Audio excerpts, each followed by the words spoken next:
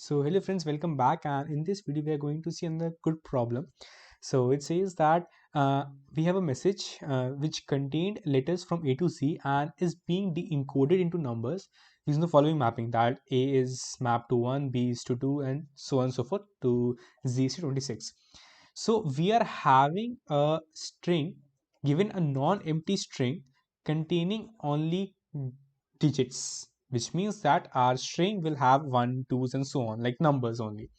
We need to find out total number of ways to decode that string. Now how? Suppose if I have a string, suppose 1 2, so either I can write 1 as A and 2 as B, or I can take the whole 1 2 as one thing, which means I can write as L.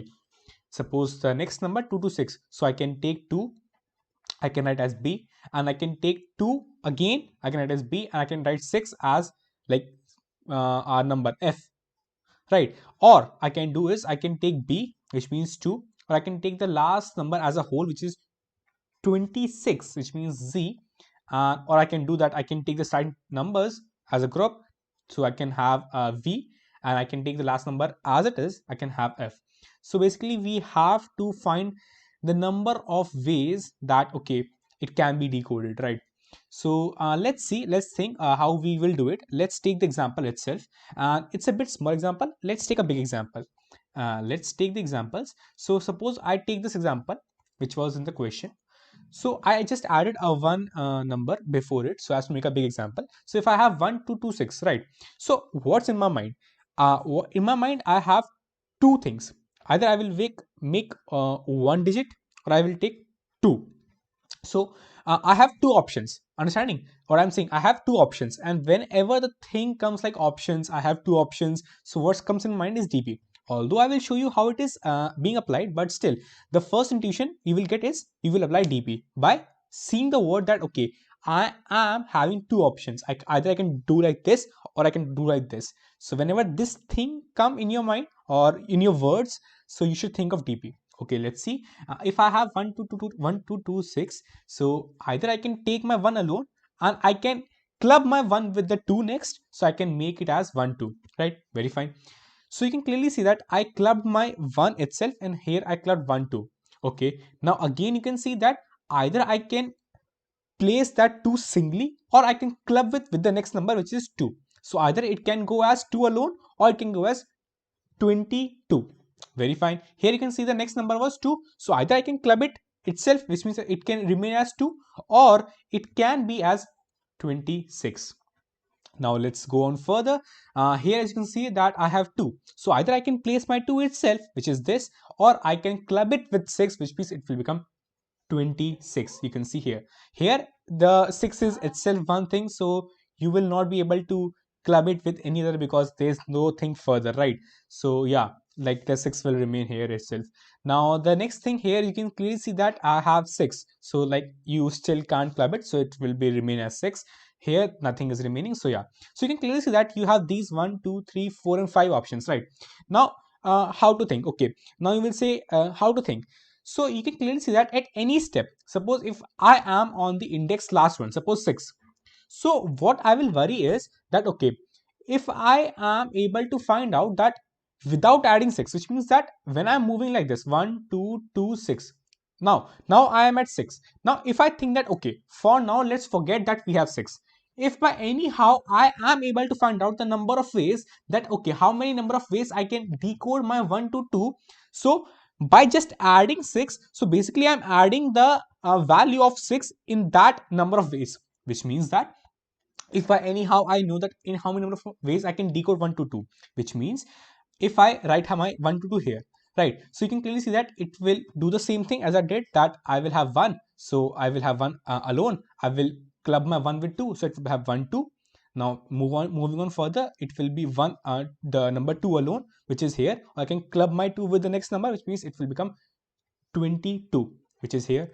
Now here the number alone itself is remaining, so it is itself, and here the number itself was alone remaining, so it is itself, right?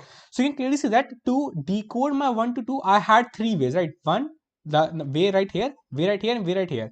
Now if you go back to the number this 1226, now as I said that when I added 6, so basically if I'm able to find out the number of ways I can decode my 1 to 2, I can simply add the alphabet of 6, which means that my 6 is A, B, C, D, E, and F. So basically my number of ways to decode my 1 to 2, I will simply add F.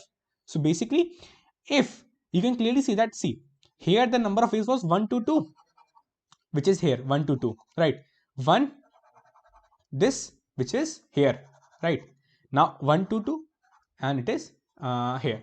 So you can clearly see that if I am able to find out the ways for 1 to 2, so I am simply adding a 6. So basically the number of ways will be nothing but these. You can clearly see, right? So basically these are 3 ways which were for 1 to 2, and I just added a 6. So basically number of ways will be itself only.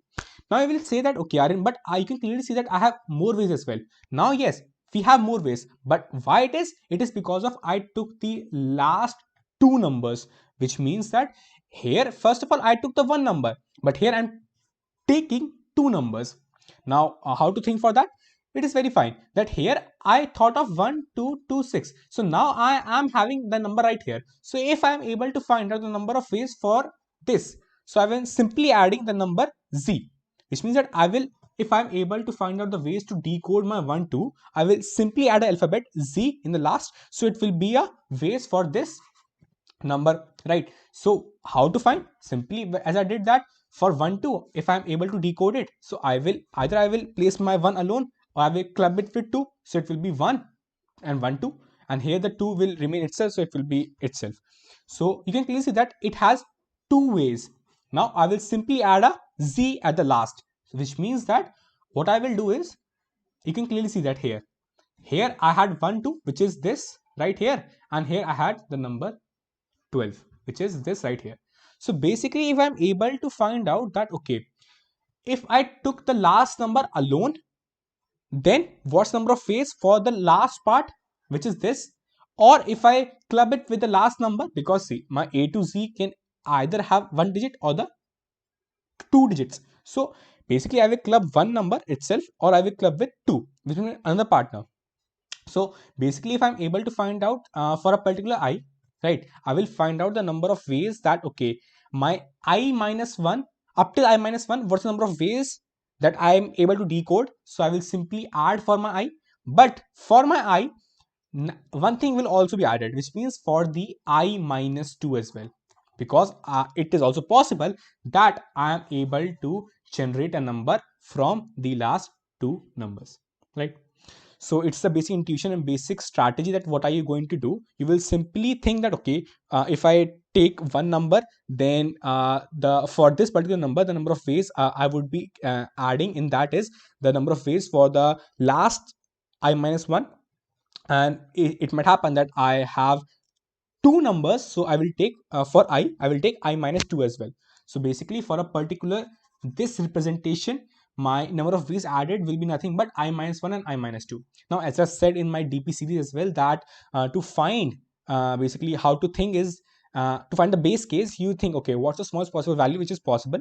So as you can clearly see that my I is going starting from I minus 2, which means that my I should definitely start from 2, which means that I should have a base case of 0 and 1. Now what's 0 and what's 1? You can clearly see that my I is my, if I am on the like length basically. So if if I write my 1 to 2 6, so here my I is 1, here my I is 2, here my I is 3, here my I is 4. So basically it's my length basically. So now as I said that I need to have base case for 0 and 1, right? So basically what's 0? 0 means that I have nothing. So basically the number of ways to decode nothing is what? One way. You will be able to decode nothing in one way, right?